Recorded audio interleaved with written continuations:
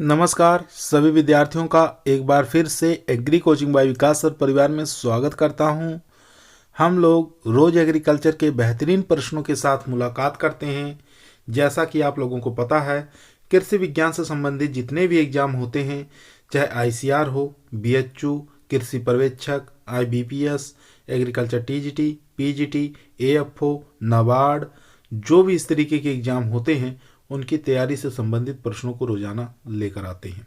प्यारे विद्यार्थियों, जितने भी आप लोग हमारे चैनल से जुड़े हैं, सबका हम एग्री कोचिंग बाय विकास सर परिवार में स्वागत करते हैं।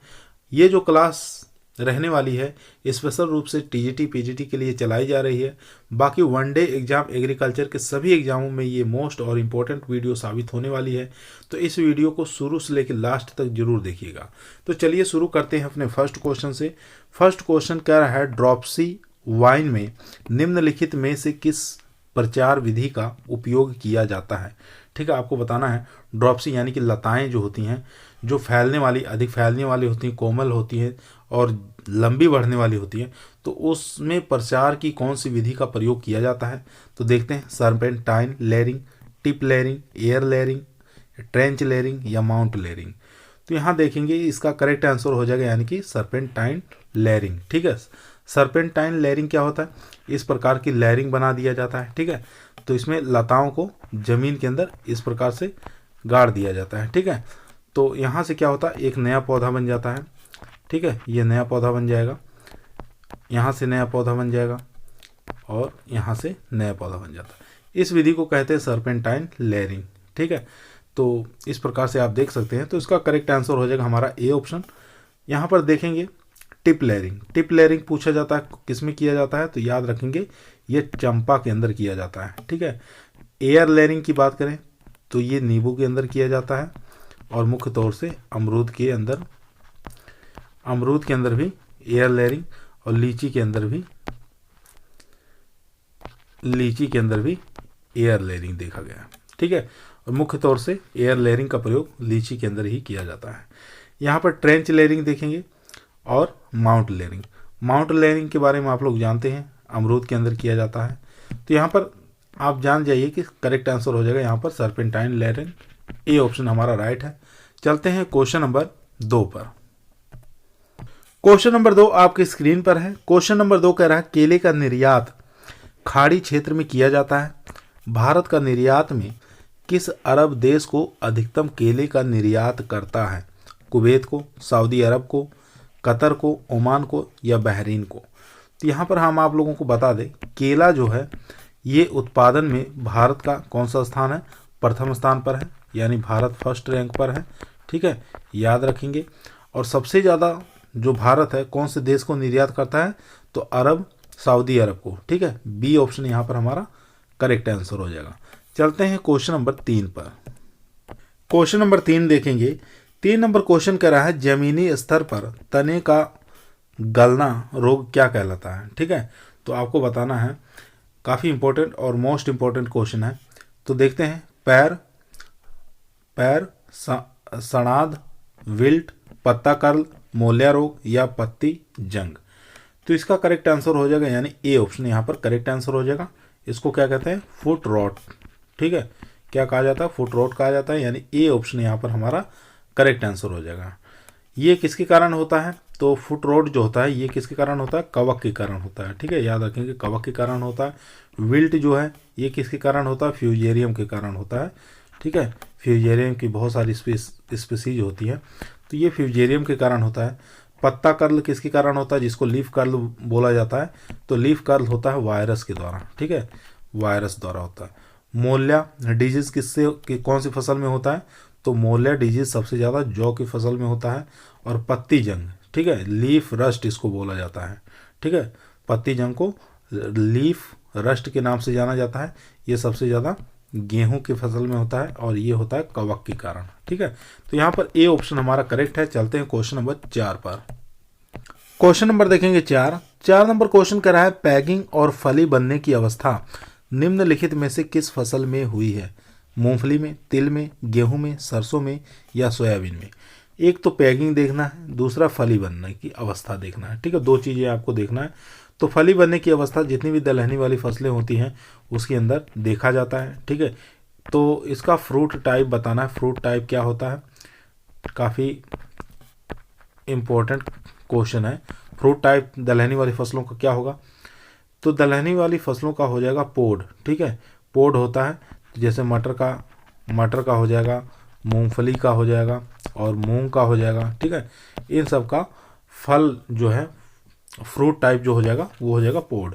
तो पैगिंग की समस्या जो होती है ये हो जाता है इसमें मूंगफली में। ए ऑप्शन यहाँ पर हमारा करेक्ट आंसर हो जाएगा। ठीक है, जिसमें क्या होता है सुइयाँ नहीं बनती है तो उसी को कहते हैं पैगिंग। तो ए ऑप्शन हमारा यहाँ पर करेक्ट आंसर हो जाएगा। चलते हैं क्वेश्चन नंबर 5 पर। क्वेश्चन नंबर 5 देखेंगे। 5 नंबर क्वेश्चन कह रहा है निम्नलिखित में से किस फसल का बीज प्रतिस्थापन अनुपात सबसे कम होता है। ठीक है, आपको बताना है किस फसल का बीज जो है प्रतिस्थापन अनुपात सबसे कम होता है। कम पूछा है, ये याद रखेंगे। तो बीज प्रतिस्थापन क्या होता है, यानी कि एक बीज जो होता है कितने बीज पैदा करता है, यही होता है बीज प्रतिस्थापन। ठीक है, जैसे हम बात करें मोती बाजरा जो होता है 1:100, यानी एक बाजरा जो होता है एक बाजरे का बीज 100 बीज पैदा कर देता है मोती बाजरा। तो उसके बाद गेहूं है, मूंगफली है, सूरजमुखी है, कपास, गन्ना है। तो इसमें से करेक्ट आंसर हो जाएगा सबसे कम जो पूछा है तो ये हो जाएगा मूंगफली का। मूंगफली का होता है 1:8 से 10। ठीक है, याद रखेंगे एक बीज, यानी कि एक बीज जो होता है मूंगफली का 8 से 10 बीज पैदा करता है। तो सी ऑप्शन यहाँ पर हमारा करेक्ट आंसर हो जाएगा। ठीक है, सी ऑप्शन हमारा करेक्ट आंसर हो जाएगा, याद रखेंगे। और एक चीज़ और, मेल फ्लावर अगर आपको बढ़ाने हैं तो मेल फ्लावर को बढ़ाने के लिए कौन सा हार्मोन्स का प्रयोग किया जाता है, तो आपको याद होना चाहिए मेल फ्लावर के लिए GA3 का प्रयोग किया जाता है। लेकिन अगर यही फीमेल फ्लावर्स को बढ़ाना है तब आपको कौन सा हार्मोन्स का स्प्रे करना है, तभी भी आपको याद होना चाहिए किस हार्मोन का स्प्रे करेंगे, इथाइलिन का प्रयोग करेंगे। ठीक है, किसका, इथाइलिन का प्रयोग करेंगे, याद रखेंगे इथाइलिन का। ये जो इथाइलिन है ये अधिकतर किस में प्रयोग करते हैं, फीमेल फ्लावर के लिए। लेकिन कुकुरबिटेसी फैमिली जो है, ठीक है, कुकुरबिटेसी वाली जितनी भी सब्जियां होती हैं उसमें अधिकतर इसका प्रयोग किया जाता है इथाइलिन का। बाकी सब में यमएच का प्रयोग करते हैं। ठीक है, यानी कि मैलिक हाइड्राजाइड का प्रयोग करते हैं फीमेल फ्लावर्स को बढ़ाने के लिए। ये चीज़ भी जनरल चीज़ें याद करनी चाहिए आपको, क्योंकि परीक्षा में ये यहाँ से भी क्वेश्चन बहुत बार उठाए गए हैं। चलते हैं क्वेश्चन नंबर 6 पर। क्वेश्चन नंबर देखेंगे 6, ENAM, ई नेम इसको कहा जाता है, को किस वर्ष लॉन्च किया गया था। 2014 में, 2012, 2016, 2013, 2011। तो ई नेम का मतलब होता है नेशनल एग्रीकल्चर मार्केटिंग। ठीक है, तो ये कब लॉन्च किया गया था, कौन से वर्ष में, ये आपको बताना है। तो इसका करेक्ट आंसर हो जाएगा 2016। डेट भी आपको याद करना है 14 अप्रैल। ठीक है, 14 अप्रैल 2016 को इसको लॉन्च किया गया था।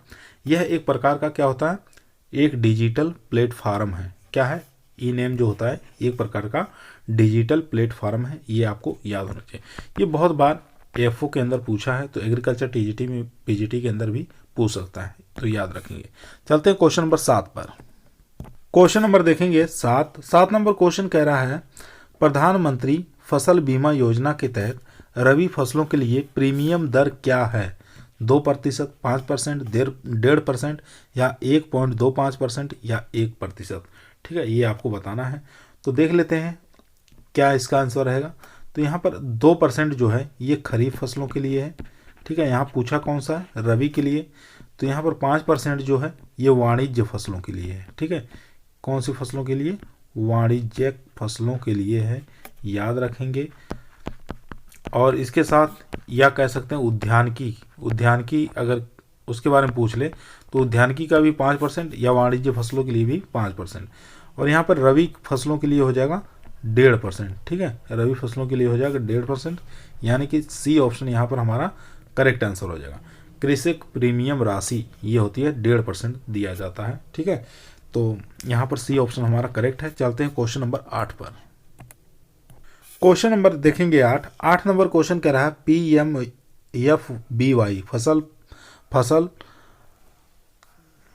ये पीछे क्वेश्चन आ चुका है, देख लीजिए इसको। वाणिज्यिक और बागवानी फसलों के लिए प्रीमियम दर राशि क्या रखते हैं, 2%, 5%, 1.5%, 1.25% या 1%, पीछे हम लोग बता चुके हैं। तो इसका करेक्ट आंसर हो जाएगा 5%। ठीक है, प्रधानमंत्री फसल बीमा योजना के तहत वाणिज्य और बागवानी फसलों के लिए 5% इसका धनराशि रखी गई है। एक इसी के स्थान पर प्रधानमंत्री फसल बीमा योजना 2.0 भी आया। ठीक है, ये पूछ सकता है कौन सी फसलों के लिए है, तो ये खरीफ फसलों के लिए है। याद रखेंगे इसको कब लाया गया, 2020 में लाया गया। ठीक है, ये करंट का क्वेश्चन बन सकता है, तो याद रखेंगे इसको भी। चलते हैं क्वेश्चन नंबर 9 पर। क्वेश्चन नंबर देखेंगे 10 नंबर क्वेश्चन कह रहा है निम्नलिखित में से किस फसल में CRI महत्वपूर्ण सिंचाई चरण के रूप में है? गेहूं, चावल, मक्का, बाजरा, सरसों।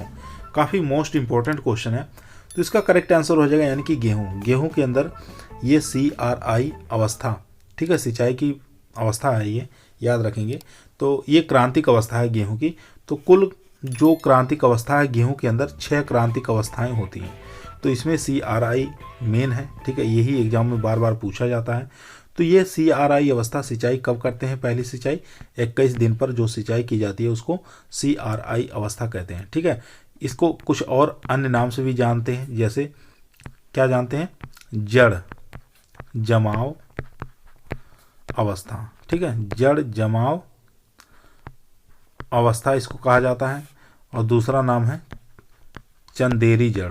ठीक है, चंदेरी जड़ के नाम से इसको जाना जाता है। क्राउन रूट इरिगेशन इसको कहा जाता है। तो 21 दिन पर ये सिंचाई करते हैं, तो यहाँ पर हमारा ए ऑप्शन हमारा राइट आंसर हो जाएगा। चलते हैं क्वेश्चन नंबर 11 पर। क्वेश्चन नंबर 11 देखेंगे। 11 नंबर क्वेश्चन कह रहा है प्रधानमंत्री फसल बीमा योजना की शुरुआत किस वर्ष की गई थी? 2016, 2014, 2015, 2012, 2011। तो इसका करेक्ट आंसर हो जाएगा, इसकी शुरुआत जो है 2016 में की गई थी। ठीक है, कब? खरीफ सीजन में। ठीक है, याद रखेंगे। चलते हैं क्वेश्चन नंबर 12 पर। क्वेश्चन नंबर 12 देखेंगे। 12 नंबर क्वेश्चन कह रहा है निम्नलिखित में से किस बागवानी फसल का उत्पादन सबसे कम होता है? फल, सब्जी, औषधि, वृक्षारोपण या मसाले।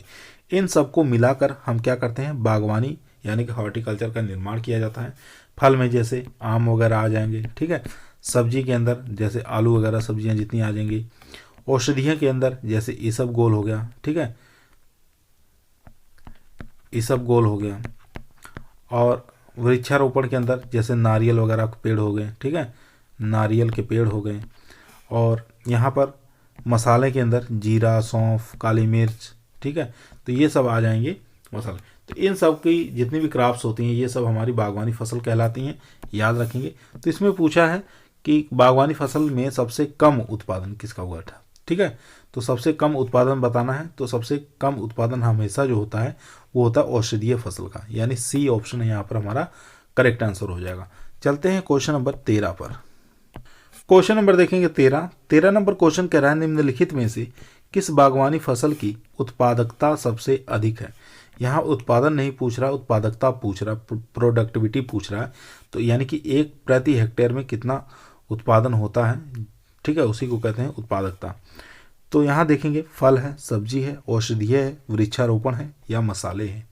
तो इसका करेक्ट आंसर हो जाएगा सब्जी। ठीक है, सब्जी के अंदर प्रति हेक्टेयर उत्पादकता जो है सबसे ज़्यादा होता है। ठीक है, बागवानी फसलों की बात करें तो बी ऑप्शन यहाँ पर हमारा करेक्ट आंसर हो जाएगा। चलते हैं क्वेश्चन नंबर 14 पर। क्वेश्चन नंबर देखेंगे 14 नंबर क्वेश्चन कह रहा है RKVY के तहत अम्लीय मिट्टी के सुधार की लागत क्या है? ठीक है, आपको बताना है RKVY। तो इसके तहत जो अम्लीय मिट्टी है इसके सुधार की लागत कितनी आएगी प्रति हेक्टेयर? तो RKVY का पूरा नाम होता है राष्ट्रीय कृषि विकास योजना। ठीक है, राष्ट्रीय कृषि विकास योजना, इसके तहत आपको बताना है। तो राष्ट्रीय कृषि विकास योजना की शुरुआत जो हुई थी ये 2007 में हुई थी। ठीक है, तो इसका मेन उद्देश्य क्या है? जैविक खेती। ठीक है, जैविक खेती याद रखेंगे। तो इसकी 1 हेक्टेयर में लागत कितनी आएगी इसको सुधारने के लिए? तो हो जाएगी लागत 15,000 प्रति हेक्टेयर। ठीक है, तो ए ऑप्शन यहाँ पर हमारा करेक्ट आंसर हो गया। तो इस तरीके के आजकल सवाल भी काफ़ी ज़्यादा पूछे जा रहे हैं एग्रीकल्चर के एग्जामों में। चलते हैं क्वेश्चन नंबर 15 पर। क्वेश्चन नंबर देखेंगे 15 नंबर क्वेश्चन कह रहा है कृषि योजना के तहत नीली क्रांति, ठीक है, यहाँ पर नीली क्रांति कर लेंगे। नीली क्रांति योजना के तहत मछली पालने के लिए कितनी सब्सिडी दी जाती है? काफ़ी अच्छा इंपॉर्टेंट क्वेश्चन है। 40%, 50%, 60%, 65% या 33%। काफ़ी मोस्ट इंपॉर्टेंट क्वेश्चन है। तो इसका करेक्ट आंसर हो जाएगा यहाँ पर 50%, 50% दिया जाता है। बी ऑप्शन यहाँ पर हमारा करेक्ट आंसर हो जाएगा। एक चीज़ और यहाँ पर याद रखेंगे, इसी से संबंधित है, प्रधानमंत्री, ठीक है, प्रधानमंत्री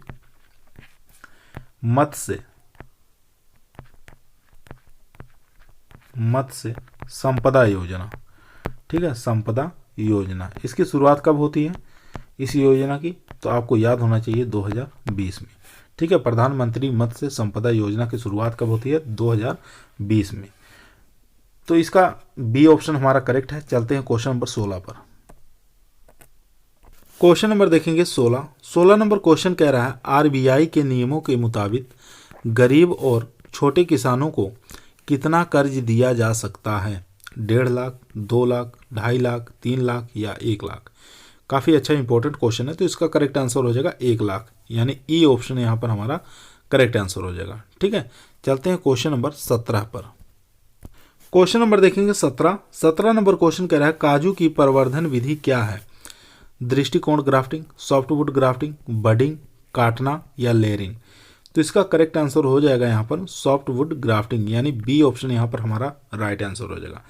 अगर हम बात करें काजू का सर्वाधिक उत्पादन कहाँ पर होता है, तो आपको बताना, सर्वाधिक उत्पादन जो है ये काजू का पूरे इंडिया के अंदर ये हो जाएगा महाराष्ट्र, ठीक है। महाराष्ट्र के अंदर सबसे ज़्यादा काजू का उत्पादन होता है। और काजू के लिए भूमि कैसी चाहिए, ये भी क्वेश्चन बहुत बार एग्जाम में पूछा है। तो लेटराइट मृदा चाहिए, ठीक है, लेटराइट मृदा की आवश्यकता होती है, याद रखेंगे।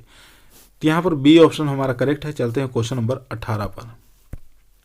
क्वेश्चन नंबर देखेंगे 18 नंबर क्वेश्चन कर रहा है, कंबाइन हार्वेस्टर के उपयोगी कार्य घंटे कितने होते हैं?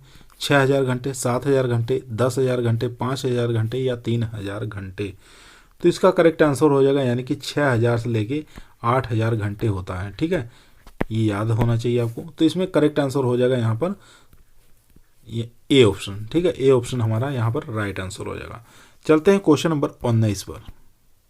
क्वेश्चन नंबर देखेंगे 19 नंबर क्वेश्चन कह रहा है, अब तक कितनी मंडियों को ई नाम के तहत कवर कर दिया गया है? ठीक है, ई नाम एक संस्था है, इसके तहत इसको कवर कर दिया गया है। 500 से 600, 400 से लेकर 500, 350 से लेकर 450, 600 से अधिक या इनमें से कोई नहीं। तो टोटल जो ई नाम कंपनियां हैं, ठीक है, तो मंडियां हैं, टोटल कितनी है? 1000 से लेकर 1200 हैं। लेकिन कितनी को कवर कर दिया गया है अब तक? 500 से लेकर 600। ये ऑप्शन यहाँ पर हमारा राइट आंसर हो जाएगा। चलते हैं क्वेश्चन नंबर 20 पर। क्वेश्चन नंबर देखेंगे 20 नंबर क्वेश्चन कर रहा है, कौन सी नदी खेती के तहत सबसे कम क्षेत्र कवर करती है? ठीक है, कौन सी नदी ऐसी है जो खेती के तहत सबसे कम एरिया को कवर करती है या सबसे कम खेती के रूप में उपयोग उस नदी का किया जाता है? तो देखते हैं, महानदी है, कृष्णा है, गोदावरी है, सिंधु है या नर्मदा है? तो इसका करेक्ट आंसर हो जाएगा यहाँ पर सिंधु नदी, ठीक है। ये पाकिस्तान की जीवन दायनी भी कहा जाता है, ठीक है, पाकिस्तान के जीवन दायनी के नाम से इसको जाना जाता है। तो डी ऑप्शन यहाँ पर हमारा करेक्ट आंसर हो जाएगा, ठीक है। चलते हैं क्वेश्चन नंबर 21 पर। क्वेश्चन नंबर देखेंगे 21 नंबर क्वेश्चन कह रहा है, किस विधि में फसल अवशेष अविचलित अवस्था में रहते हैं लेकिन बीज की बुआई और खाद डालने के दौरान विक्षुब्ध रहते हैं? ठीक है, तक नहीं, पट्टी जुताई, कम जुताई, गीली जुताई या पारंपरिक जुताई? तो फर्स्ट ऑप्शन हमारा इसमें करेक्ट आंसर हो जाएगा तक जुताई, ठीक है। इसको हम कह सकते हैं नो टिल, ठीक है, नो टिल के नाम से इसको जान जाएंगे, या इसको कह सकते हैं जीरो टीलेज, ठीक है, जीरो टीलेज के नाम से इसको जानेंगे। इन नामों को आप याद रखेंगे, ठीक है। तो ए ऑप्शन हमारा यहाँ पर करेक्ट आंसर हो जाएगा। चलते हैं क्वेश्चन नंबर 22 पर। क्वेश्चन नंबर 22, निम्नलिखित में से कौन सा जैव उर्वरक नाइट्रोजन प्रदान नहीं करता? ट्राइकोडर्मा विरिडी, राइजोबियम, एजोक्टोबैक्टर, एसिटोबैक्टर या एस्परजिलस? तो इन चारों में से बताइए कौन सा करेक्ट आंसर हो जाएगा। दोस्तों, यदि आप लोगों को एग्रीकल्चर के किसी भी एग्जाम में सिलेक्शन लेना है तो ईमानदारी के साथ चैनल को जरूर सब्सक्राइब कर दीजिए। यह आप लोगों का परिवार है जो सरकारी नौकरी की तरफ ले जाएगा। तो इसका आंसर आप लोग बताइए क्या हो सकता है करेक्ट आंसर। तो इसका करेक्ट आंसर हो जाएगा यानी कि ट्राइकोडर्मा विरिडी। ए ऑप्शन यहाँ पर हमारा करेक्ट आंसर हो जाएगा। इसको मित्र फफूंद के नाम से भी जानते हैं, ठीक है, मित्र फफूंद के नाम से इसको जाना जाता है, जो कि विल्ट रोग प्रतिरोधी होता है, ठीक है। तो यहाँ पर ए ऑप्शन राइट है। चलते हैं क्वेश्चन नंबर 23 पर। क्वेश्चन नंबर देखेंगे 23 नंबर क्वेश्चन कह रहा है निम्नलिखित में से किस राज्य में प्रतिदिन सबसे अधिक श्रमिक मजदूरी है? त्रिपुरा, पंजाब, हरियाणा, उड़ीसा या बिहार। तो इसका करेक्ट आंसर हो जाएगा हरियाणा के अंदर जो है प्रतिदिन सबसे अधिक श्रमिक मजदूरी है, ठीक है। यहाँ पर सी ऑप्शन हमारा राइट आंसर हो जाएगा। चलते हैं क्वेश्चन नंबर 24 पर। क्वेश्चन नंबर देखेंगे 24 नंबर क्वेश्चन कह रहा है निम्नलिखित में से किस राज्य में प्रतिदिन सबसे कम श्रम मजदूरी है? गुजरात, त्रिपुरा, असम, छत्तीसगढ़ या पंजाब। तो इसका करेक्ट आंसर हो जाएगा यहाँ पर त्रिपुरा। बी ऑप्शन यहाँ पर हमारा राइट आंसर। चलते हैं क्वेश्चन नंबर 25 पर। क्वेश्चन नंबर देखेंगे 25 नंबर क्वेश्चन कह रहा है अब तक कितने जिले लीड बैंक योजना के अंतर्गत आते हैं? 706, 278, 526, 678, 901। तो इसका करेक्ट आंसर हो जाएगा 706। ए ऑप्शन हमारा करेक्ट आंसर हो जाएगा। चलते हैं क्वेश्चन नंबर 26 पर। क्वेश्चन नंबर देखेंगे 26 नंबर क्वेश्चन कह रहा है नाबार्ड के अनुसार एक पौधे से कितने क्या ग्राफ्ट साइन, ठीक है, ग्राफ्ट